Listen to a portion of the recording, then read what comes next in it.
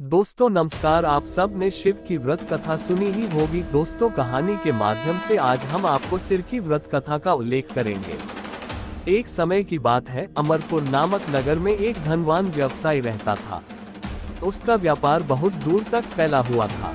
यहाँ के सभी नगरवासी उसका बहुत आदर करते थे। उस व्यापारी के पास किसी भी चीज की कमी नहीं थी, लेकिन फिर भी वह अपने जीवन में सुखी नहीं था। दरअसल उस व्यापारी का एक भी बेटा नहीं था, जिस कारण हर समय उसे यही चिंता सताती थी कि उसके मरने के बाद उसकी संपत्ति की देखभाल कौन करेगा। वह व्यापारी बेटे की चाहत में हर सोमवार को बाबा भोलेनाथ की पूजा करता और शाम ढलते ही मंदिर जाकर शंकर भगवान के सामने दीप जलाता था।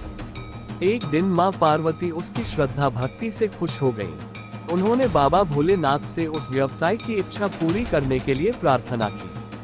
इस पर भगवान शिव ने कहा, इस दुनिया में हर किसी को उसके कार्यों के आधार पर फल मिलता है।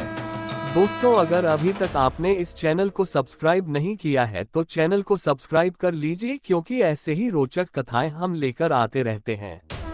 भगवान शंकर के समझाने पर भी पार्वती जी नहीं मानी। वह लगातार बाबा भोलेनाथ से यही कहती रही कि उस व्यापारी की इच्छा पूरी कर दीजिए। अंत में शिवजी ने मां पार्वती के अनुरोध पर उस व्यापारी को बेटे का वरदान दे दिया। एक दिन मां पार्वती उसकी श्रद्धा भक्ति से खुश हो गई। उन्होंने बाबा भोलेनाथ से उस व्यवसाय की इच्छा पूरी करने के लिए प्रार्थना की। इस पर भगवान शिव ने कहा, इस दुनिया में हर किसी को उसके कार्यों के आधार पर फल मिलता है। भगवान शंकर के समझाने पर भी पार्वती जी नहीं मानी। वह लगातार बाबा भोलेनाथ से यही कहती रही कि उस व्यापारी की इच्छा पूरी कर दीजिए। अंत में शिवजी ने मां पार्वती के अनुरोध पर उस व्यापारी को बेटे का वरदान दे दिया। आशीर्वाद देने के बाद भगवान शंकर ने पार्वती माता से कहा, मैंने आपके अनुरोध पर उस व्यापारी को बेटे की प्राप्ति का आशीर्वाद तो दे दिया, लेकिन उसका बेटा केवल 16 साल की उम्र तक ही जीवित रहेगा। उद्धरण चिन्ह। ये बात भगवान शिव ने उस व्यापारी के सपने में जाकर उसे भी बताई। वरदान पाकर व्यापारी प्रसन्न था, लेकिन बेटे की उम्र 16 साल ही होगी सोचकर वह फिर दुखी हो गया। वह पहले की तरह फिर से हर सोमवार को भगवान शंकर की पूजा करने लगा। कुछ महीने बीतने के बाद उसके घर में एक बच्चे ने जन्म लिया, जो बहुत सुंदर था। उसका नाम अमर रखा गया। बेटे के जन्म के साथ ही व्यापारी के घर में खुशियां छा गईं। बेटे के जन्म की खुशी में एक समारोह का भी आयोजन किया गया।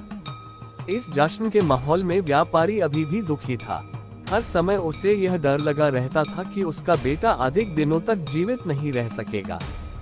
कुछ महीने बीतने के बाद उसके घर में एक बच्चे ने जन्म लिया, जो बहुत सुंदर था। उसका नाम अमर रखा गया। बेटे के जन्म के साथ ही व्यापारी के घर में खुशियां छा गईं।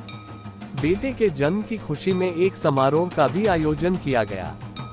इस जश्न के माहौल में व्यापारी अभी भी दुखी था। हर समय उसे यह डर लगा रहता था कि उसका बेटा अधिक दिनों तक जीवित नहीं रह सकेगा। कुछ दूर जाने के बाद अमर और दीपचंद एक नगरी पहुंचे। यहाँ नगर के महाराज की बेटी चंद्रिका की शादी थी, जिसके लिए पूरे नगर को दुल्हन की तरह सजाया गया था। ठीक उसी समय बारात आ गई। इस समय लड़के का पिता परेशान था, क्योंकि उसके बेटे की एक आंख खराब थी। उन्हें डर था कि अगर लड़की वालों को ये बात पता चल गई तो वह शादी तोड़ देंगे। तभी उसकी नजर अमर और दीपचंद पर पड़ी थी। लड़के के पिता के मन में तुरंत ही ख्याल आया कि क्यों न अमर को भी दूल्हा बनाकर शादी के मंडप में बैठा दिया जाए। एक बार जब उसका विवाह राजकुमारी से हो जाएगा, तो फिर उसके बाद उसे कुछ पैसे देकर वहां से विदा कर देंगे। फिर राजकुमारी और अपने बेटे को अपने घर ले आएंगे। लड़के के पिता ने बिना देरी किए दीपचंद से इस बारे में बात की और धन का प्रस्ताव रखा। दीपचंद ने पैसों के लालच में आकर तुरंत हाँ बोल दिया और अमन को दूल्हा बनाकर मंडप में बैठा दिया। यहाँ राजा ने राजकुमारी का कन्यादान कर विवाह संपन्न कराया और बहुत सारी संपत्ति के साथ अपनी बेटी को विदा किया। शादी के बाद जब अमर वहाँ से लौट रहा था तो उसे लगा कि झूठ बोलना सही नहीं है, और उसने राजकुमारी चंद्रिका के दुपट्टे पर सारी सच्चाई लिख दी। अमर ने लिखा, प्रिय राजकुमारी चंद्रिका, तुम्हारे साथ छल हुआ है। तुम्हारा विवाह मेरे साथ कराया गया। मैं एक व्यापारी का पुत्र हूँ और फिलहाल पढ़ाई के लिए वाराणसी जा रहा हूँ। तुम्हारी शादी जिससे तय हुई थी उसकी एक आंख खराब है। राजकुमारी ने ये सच जानने के बाद उस लड़के के साथ जाने से इनकार कर दिया और अपने पिता के साथ ही रहने लगी। उधर अमर वाराणसी के गुरुकुल में पहुंचकर पढ़ाई करने लगा। धीरे धीरे समय बीतता गया और अमर 16 साल का हो गया। इस दौरान उसने एक महायज्ञ का आयोजन किया। यज्ञ समाप्त होने के बाद अमर ने सभी ब्राह्मणों को खाना खिलाया और उन्हें कपड़े दिए। सारे काम खत्म करने के बाद अमर रात में अपने कमरे में सोने चला गया। भगवान शंकर के वरदान के मुताबिक उसी रात अमर के प्राण चले गए।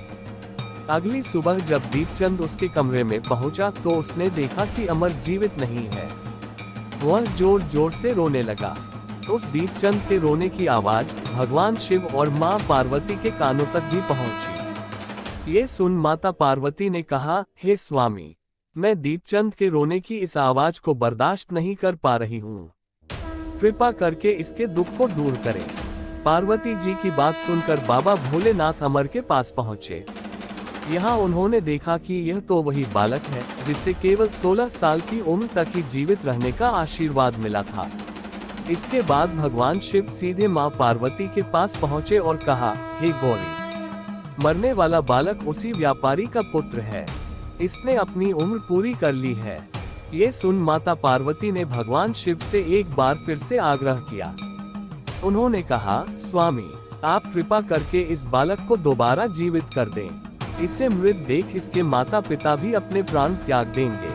माता पार्वती ने बाबा भोलेनाथ को याद दिलाया कि अमर के पिता उनके सबसे बड़े भक्त हैं।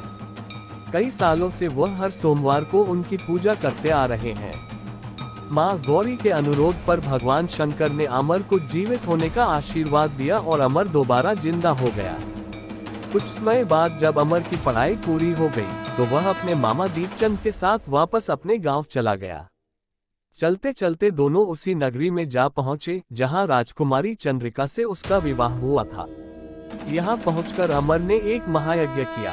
तभी पास से गुजर रहे उस नगर के महाराज ने महायज्ञ होते देखा। महाराज ने एक ही पल में अमर को पहचान लिया और महायज्ञ के समाप्त होते ही वो अमर और दीपचंद को अपने साथ ले गए। कुछ दिनों तक उन्होंने अमर और दीपचंद को अपने महल में ही रखा। उसके बाद महाराज ने संपत्ति और कपड़े देकर राजकुमारी को अमर के साथ भेज दिया।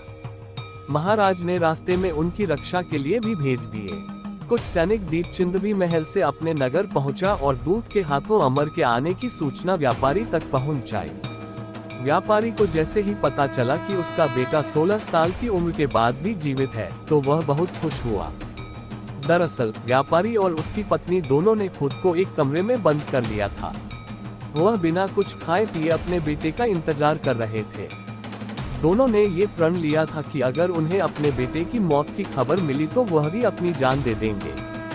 दूत की बात सुनकर व्यापारी और उसकी पत्नी नगर के अन्य लोगों के साथ अपने बेटे के स्वागत के लिए नगर के गेट के पास पहुंचे। यहाँ उसे पता चला कि उसके बेटे की शादी एक राजकुमारी से हुई है। वह दोनों साथ में आए हैं तो उनकी खुशी दोगुनी हो गई। बेटे और अपनी बहू का स्वागत उसने काफी धूमधाम से किया। उसी रात एक बार फिर से बाबा भोलेनाथ व्यापारी के सपने में आए और कहा, मैं तुम्हारी भक्ति से खुश हूँ। हर सोमवार को तुम मेरी पूजा करते हो, इसलिए मैंने तुम्हारे बेटे को लंबी उम्र का वरदान दिया है। भगवान शिव की यह बातें सुनने के बाद व्यापारी बहुत खुश हुआ। बेटा का जीवन वापस मिलने के बाद भी व्यापारी हर सोमवार को भगवान शिव की आराधना करता रहा। इससे शिव पार्वती दोनों की ही कृपा व्यापारी के घर में बनी रही। दोस्तों, वीडियो कैसा लगा कमेंट में जरूर बताएं।